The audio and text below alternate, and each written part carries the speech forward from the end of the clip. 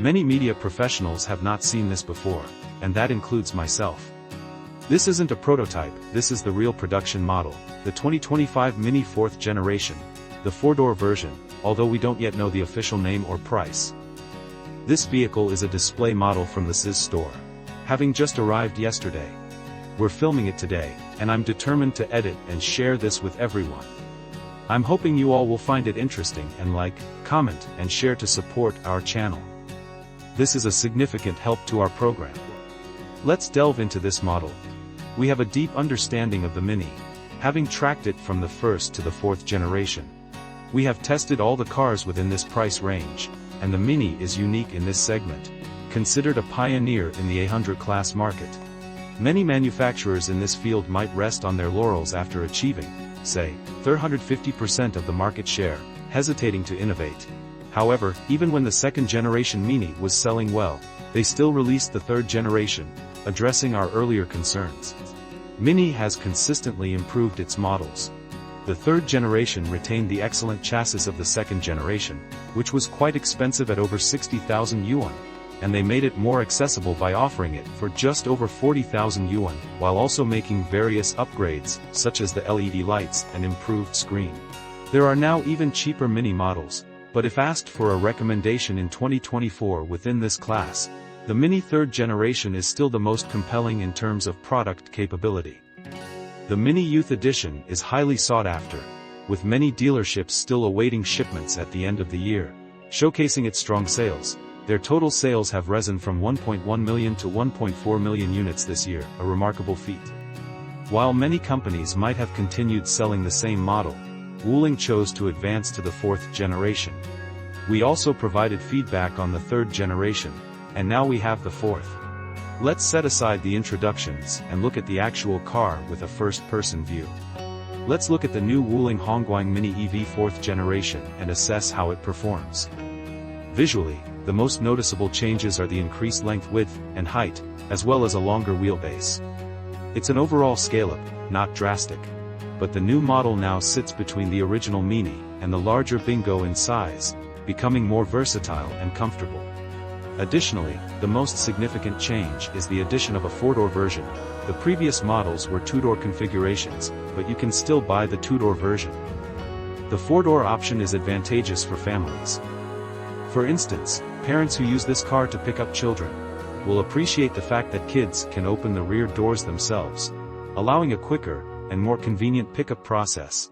Thus, I approve of the 4-door version. Many potential buyers hesitated due to the 2-door limitation, and instead bought larger cars. Although the compact size of the Mini is sufficient for many, and that is also the reason T03 has been selling very well. The T03 was the only 4-door option in the 50,000 yuan range, but that is not the case now, so we will not discuss that here. The biggest change in the Wuling Mini exterior is its smoother, more streamlined design. The 1st generation models had a boxy shape, which I thought looked quite good. But now, the rounder design improves energy efficiency and range. Pure electric cars are very sensitive to aerodynamic drag. A higher drag coefficient could drastically impact driving range, especially above 40 km per hour. Therefore, a more streamlined shape is beneficial for electric cars as this is more practical. Wuling is focused on practicality with this design. If they only wanted to save costs, they could have kept the old model. But they have created a completely new architecture. Streamlining requires advanced paneling and craftsmanship to create curved surfaces with precise joint lines. And Wuling has significantly improved in this area with each generation. The paint job is also impressive. The white pearl paint is very shiny and seems much thicker than before. The exterior design is always a matter of opinion, and we'll leave it at that and next move to the tires. There are upgrades in tire specifications. The tires are still Linglong tires because they are made in Luzhou. The tire size is now 55 and 70R30, wider than the 45 and 70R12 used before. This wider tire has increased the car's grip. Although 145 tires could have further extended range, the 155 tires are a better choice overall, and most consumers will prioritize better performance over a little bit of additional range. One of the most significant features of this model is the inclusion of ESC's electronic stability control, which is a first for a car in the A100 class. Wuling, being a leading brand in the A100 class market, has finally added ESC. This deserves praise. Basic features like wipers are also included. Wuling has made significant improvements in this generation, with wider tires and ESC. Let's move inside. Looking at the door panels, the fabric-like areas are actually hard plastic with a fabric texture, while the top part has a unique, suede-like feel on plastic. The lower part of the panel is finished in piano black, and it includes 4 power window controls, with one-touch functionality, on the driver's side. The seats do not differ much from the previous generation, and they're similar to those used in the Bingo, featuring bicolor stitching with a bird or grid-like pattern. The design is an integrated style, and the feel is also similar to that in Bingo models. The interior has some notable changes. The vehicle now features keyless start. You simply press the brake to start the car. The gear selector now includes a P-Zone park mode, unlike before, where you had to rely on the handbrake. Additionally, the model includes auto start-stop and auto hold, which is a significant improvement, especially for city driving. The center console uses a matte material, which is a good feature. The P mode will give drivers more confidence. There's also a cup holder. The steering wheel is similar to the one in Bingo and the 3rd generation Mini. It's a 2-spoke design made of plastic. It includes function buttons with options for power mode selection, music, and calls. There is a display screen, and I have seen people criticizing this. But this screen has more features than our Mini 3rd generation screen, including Bluetooth display and vehicle driving mode selections. It can be used to change energy recovery settings, which was not a feature before. This screen is more for controlling vehicle settings rather than for entertainment, and energy recovery can be set here using a percentage scale, and the power can also be controlled by percentage. In this class, such control of the throttle and energy recovery is rare.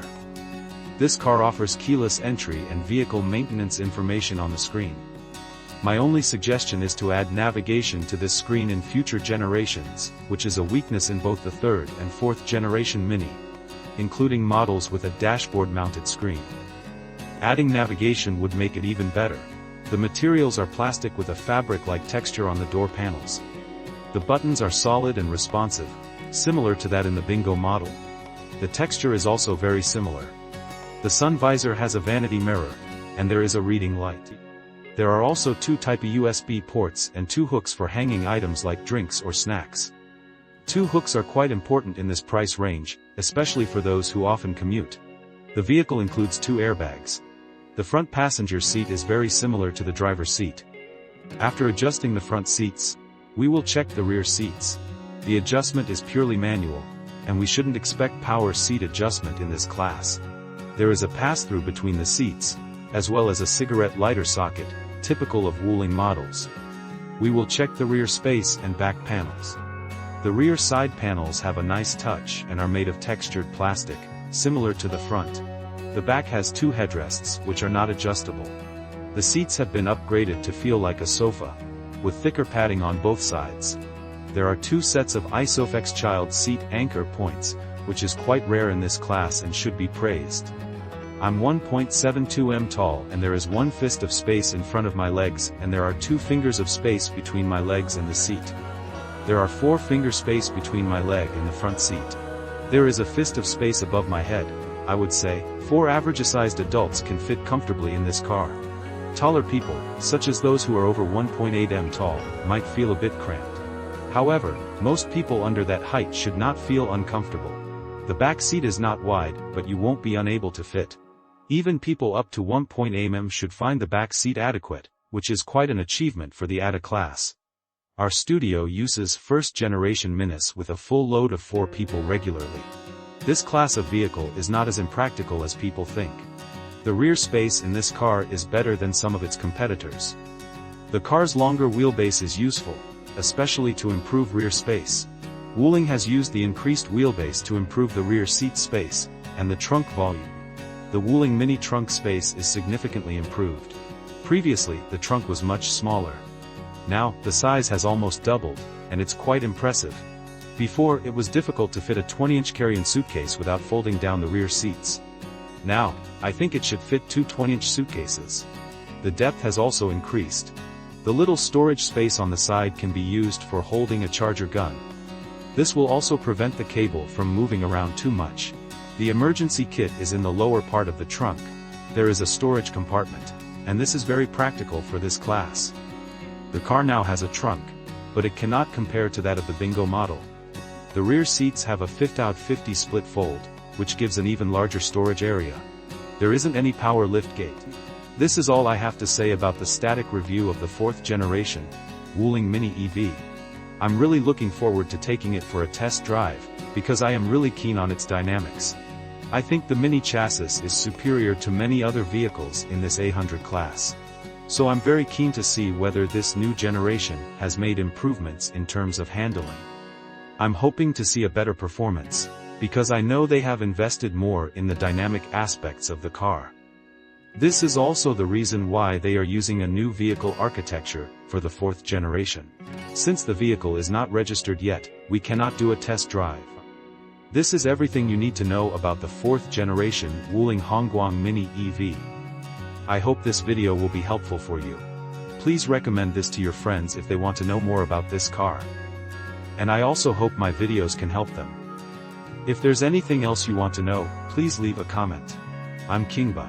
Lastly, the key is identical to those of the U8 Plus and Bingo models. This is the same key as Bingo.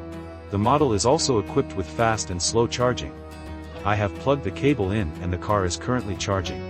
I always recommend the slow charging option, because it's cheaper, only 30 cents per kW, whereas public chargers cost around 1 yuan. That's it. I'm Xinba.